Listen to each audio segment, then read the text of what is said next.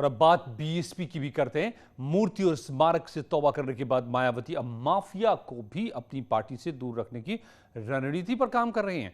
BSP ने न सिर्फ मऊ सीट से मुख्तार अंसारी का टिकट काटने का फैसला किया है, बल्कि जानकारी बता रही कि यूपी विधानसभा चुनाव से पहले ही तीसरी बार बीएसपी से बाहर का रास्ता भी दिखाया जा सकता है।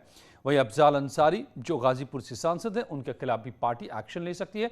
बताया जा रहा है कि एसपी से इन लोगों की नजदीकी से मायावती अंसारी बंधुओं से नाराज हैं और इन्हें अब बाहर का रास्ता दिखाने की तैयारी में है।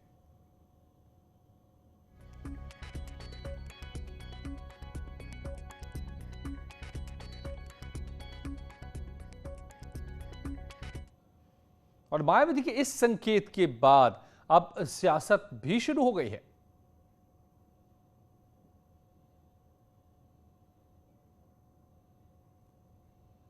पार्टी हो चाहे बहुजन समाज पार्टी हो, ये सत्ता में फायदा लेने के लिए किसी को भी अपने दल में शामिल कर लेते हैं और जब उनका उपयोग खत्म हो जाता है तो उनसे किनारा कर लेते हैं। अंसारी परिवार हो या अतीक अहमद का परिवार हो, ये कभी समाजवादी पार्टी में चले जाते हैं, कभी बहुजन समाज पार्टी में चले जाते हैं। और जनता समाजवादी पार्टी और बहुजन समाज पार्टी दोनों को समझ चुकी है कि किस तरह से अपराधी, गुंडे और माफिया इन पार्टियों में स्थान पाते रहे हैं। चुनाव में हर राजनीतिक पार्टियां रणनीति अपने अपने हिसाब से बनाती हैं। किसको वो पार्टी में शामिल करेगी, किसको पार्टी में शामिल नहीं करेगी, ये पार्टी का अपना व्यक्तिगत मामला होता है। लेकिन उत्तर प्रदेश की जनता ने इस बार तय कर लिया है कि 2022 के चुनाव में वो समाजवादी पार्टी को आशीर्वाद देगी और भारतीय जनता पार्टी को सत्ता से उखाड़ फेंकेगी।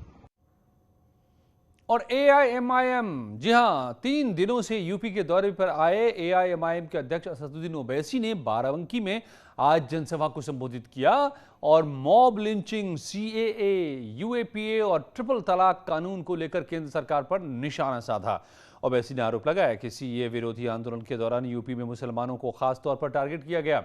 उन्होंने आरोप लगाया कि देश में जगह जगह मुसलमानों की मॉब लिंचिंग हुई, लेकिन आरोपियों के खिलाफ कोई कार्रवाई नहीं हुई और अगर कार्रवाई हुई तो रस्मी तौर पर मॉब लिंचिंग के आरोपियों को जल्द ही जमानत मिल गई। अपने भाषण में ओवैसी बीजेपी, एसपी, बीएसपी पर जमकर बरसे। उन्होंने आरोप लगाया कि एसपी, बीएसपी ने यूएपीए को और मजबूत बनाने संबंधी कानून का विरोध नहीं किया। 2014 से हम देख रहे हैं कि कभी मॉब लिंचिंग के नाम पर खास तौर से मुस्लिम और दलितों को निशाना बनाया जाता है। हमने देखा कि जब इखलाक को मारा गया था यही उत्तर प्रदेश में, मुझे अच्छी तरह याद है कि मैं और जनाब शौकत साहब इखलाक के घर को मिलने गए थे। मेरी इन आंखों में आज भी इखलाक की मां की वो मायूसी है कि कैसे उसके घर में घुसकर उसी के घर के आंगन में उसको पीट पीट कर खत्म कर दिया गया। और उसमें क्या कहा गया कानून में कि अगर पुलिस किसी को गिरफ्तार करती है यूएपीए के कानून में तो 120 दिन से ज्यादा उसको पुलिस अपने पास रख सकती डिटेंशन में। मैं मुखालिफत क्या समाजवादी पार्टी और बीएसपी ने तारीफ नहीं की इसकी? बताओ, मैं चैलेंज कर रहा हूं, क्या तुमने तारीफ नहीं की? कानून बना तो इसका इस्तेमाल यादव पर नहीं होता, उसका इस्तेमाल दलित पर होता है, आदिवासी पर होता है, मुसलमान पर होता है और उन दानिश्वरों पर होता है।